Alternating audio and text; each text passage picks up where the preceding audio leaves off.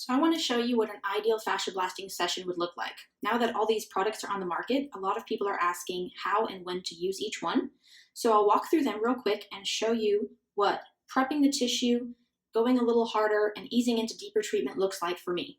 So here we have the regular FasciaBlaster with 4 claws.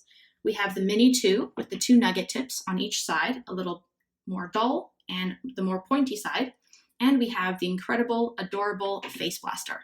So I like to start with the FasciaBlaster to prep the tissue for deeper treatment. You always want to oil up, and remember to start by heating up both internally and externally. That can mean a 5 to 15 minute cardio session or post-workout, then get in your shower or sauna or whatever heat source you have access to. So apply oil to bare skin, and I like to use the FasciaBlaster light and brisk to just smooth out those surface adhesions, the peripheral layers of fascia. You can do this for 1 to 2 minutes, or however long you feel you need. I like to do it until I see my skin turning red. When your skin turns red, that's a sign of blood flow and healthy restoration happening to your skin. So proceed with the FasciaBlaster for 1 to 3 minutes, or whatever you have time for. And then I like to come in with the Mini 2 to give a little bit deeper treatment. Again, I'm just using light pressure, going light and brisk all over.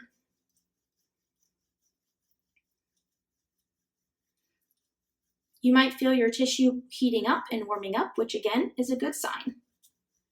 After you've done a couple minutes of using the Mini 2, you can either continue with the Mini 2 and apply a little more pressure if you can tolerate it. You really want to listen to your body because everyone's tolerance is a little bit different. You can feel that when the fascia opens up and allows you to apply more pressure because it shouldn't be painful. On a scale of 1 to 10, you always want to stay at a 2 to 4 on the pain scale, whatever that is for you. If certain areas are more painful or sensitive to blast, that's a sign of fascial recoil in that area, and that's signaling you to lay off a bit, ease up on the pressure, and just continue with really light, brisk motions.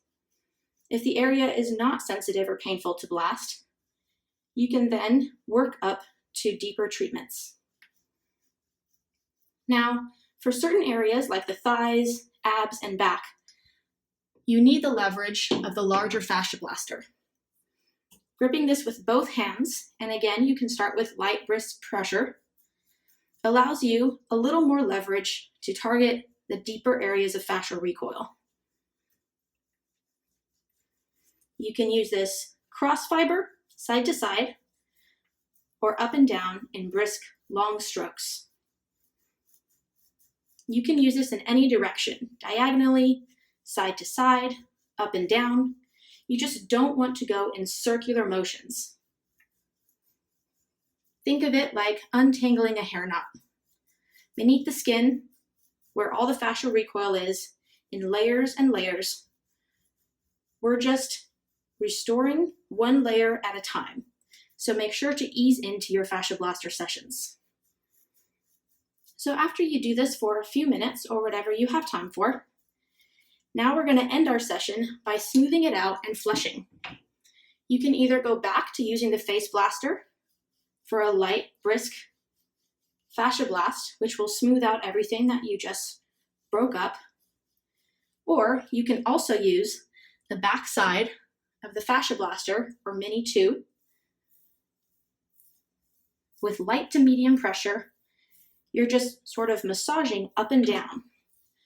Flushing is a great way to speed your recovery, smooth out the areas you just treated, and flush out the lymph system. This will make your recovery faster and more effective. Another method for flushing is to use your hands. You can flush up and down in light, brisk motions. And again, this aids in recovery and restoration. And that is the ideal fascia blasting session using all 3 products.